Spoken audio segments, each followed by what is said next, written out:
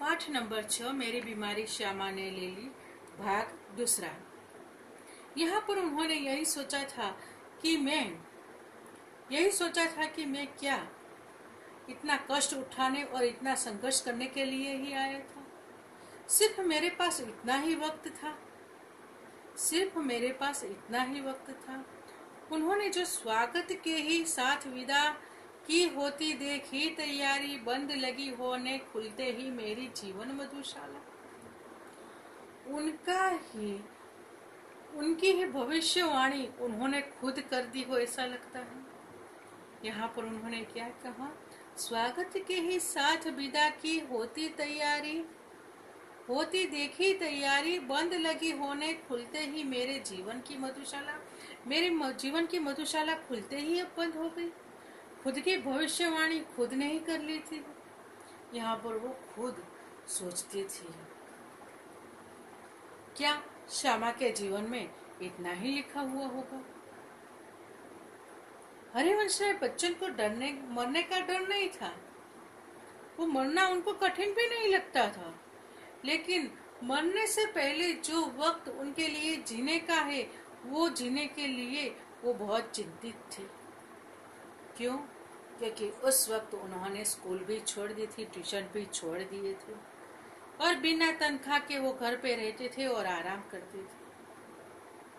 और महंगी ये सारी सब दवाइयाँ कहाँ से आएगी, उनकी चिंता उनको खाई जा रही थी। अब मैं करूँ तो क्या करूँ? श्यामा ने उनकी बीमारी सुनी, क्षय हो गया है, टीबी हो गया है, यही सुनकर वो बहुत चिंतित हो गई थी। फिर भी उन्हें अपने आप को संभाल लिया और उनके माँ बाप को यही बीमारी सुनते ही उनको लकवा मारा गया। जैसे कि लकवा मारा गया कहने का मतलब वो भी बहुत कांपने लगे थे, बहुत डर गए थे। उनके पिताजी ने कहा, वो बहुत धीरज वाले थे। उनके पिताजी ने उनको कहा कि मकान बेच करके भी आपका इलाज करवाएंगे। और यहाँ पर उनके ट्यूशन की भी कुछ दिनों के लिए उन्होंने छुट्टी ले ली थी, स्कूल की भी छुट्टी थी। और जो भी किताब बेचते थे, उनकी जो भी बिक्री आती थी, वो उनमें से दवाई मांगते थे और वो चाय पाई पर लेट जाते थे। और श्यामा यहाँ पर दिन रात उनकी सेवा में लगी रहती थी।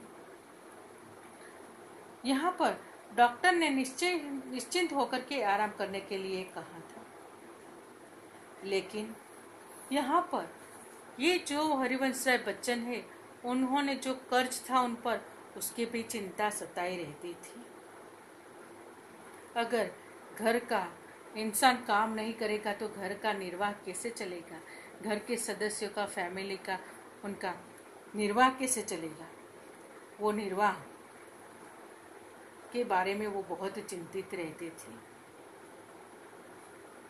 और यहाँ पर वो कह रहे थे कि जाना, मेरे मरने से पहले ही मेरी मौत होगी, मेरे मरने से पहले ही मेरी मौत होगी। इंसान जितना दिन जिंदा रहता है उतना दिन ही वो खुद की चिंता करता रहता है। मरने से पहले ही वो मर जाता है, उसको चिंता सताई रहती है। और श्यामा ये उनके लिए पारदर्शी दर्पण थी। उसने कहा कि क्यों चिंता कर रहे हो, क्यों चिंतित हो, तुम्हें कौन सी चिंता सताई जा रही है? यहाँ पर अगर आप चिंता करोगे तो दवा का असर नहीं होगा। हरिवंश राय बच्चन ने कहा, ट्रैक्ट सोसाइटी का मुझ पर 400 रुपया का कर्ज है और 100 रुपया अन्य लोगों का भी मुझ पर कर्ज है। 400 रुपया आजकल हम ऐसा ही उनका उपयोग कर डालते हैं, बाहर जाते हैं, इधर उधर खाते हैं, पीते हैं, 400-500 रुपया हम ऐसा ही खर्च कर देते हैं। लेकिन उस वक्त, उस जमाने में 400 रुपया, 100 रुपया की बहुत कीमत थी, आज के जैसा नहीं था। श्यामा ने बोल दिया कि उन्हें उठाकर बोला कि उसे घूरकर देखने लगा उसे श्यामा को एक बार फिर से पहचानने की जरूरत है। यहाँ पर श्यामा ने कहा, तो कर्ज तो मैं कभी भी उतार दूंगी, आपके मरने के बाद भी उतार दूंगी, उसकी चिंता तुम छोड़ दो। कि श्यामा ने क्या बोला, वो यही सोच रहे थे। वो हरिवंश राय बच्चन को, अपने पति को चिंता से मुक्त करने के लिए ही ऐसा वाक्य बोली होगी। क्या यही हो सकता है?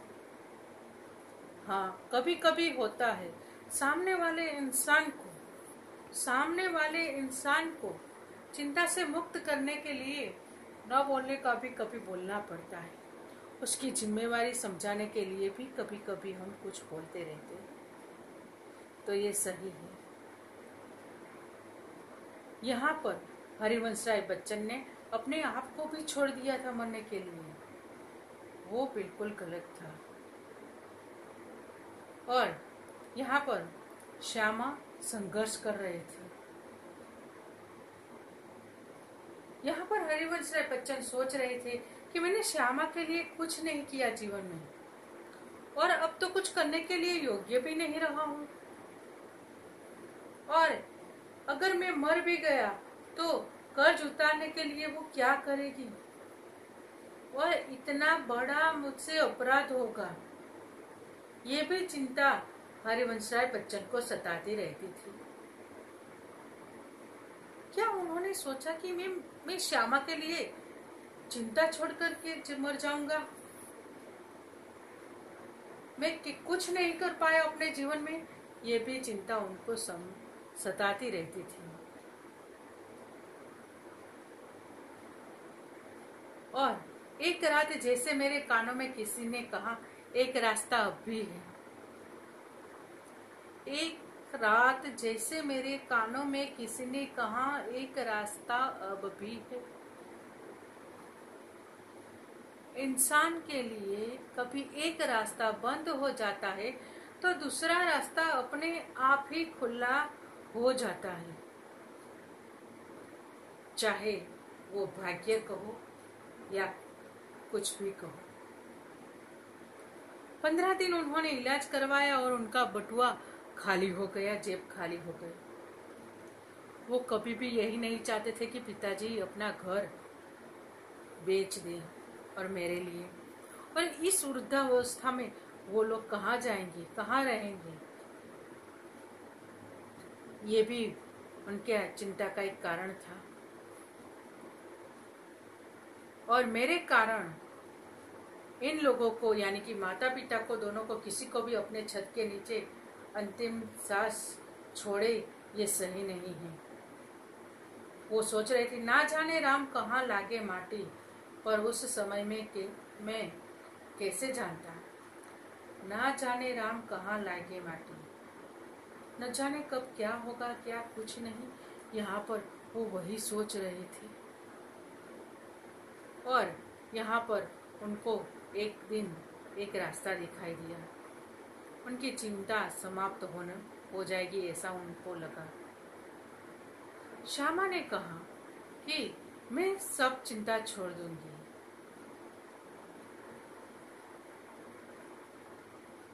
मैं कोई चिंताएं नहीं छोड़ूंगा। इस संकल्प ने मुझे दृष्टि भी दी और बल भी दिया।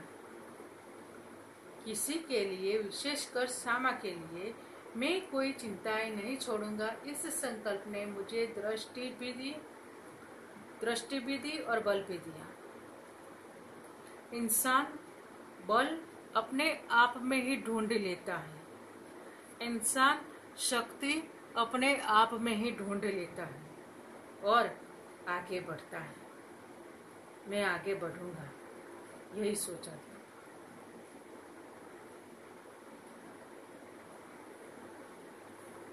हरिवंश राय बच्चन ने डॉक्टर बीके मुखर्जी के पास जाकर के कहा, डॉक्टर साहब, आपका इलाज तो बहुत महंगा है और मेरे लिए पैसा भी नहीं। और उन्होंने वो कुछ बोले या न बोले, उनके पहले ही डॉक्टर ने जवाब दे दिया कि पैसा नहीं है तो जाओ मरो। पैसा नहीं है तो जाओ मरो।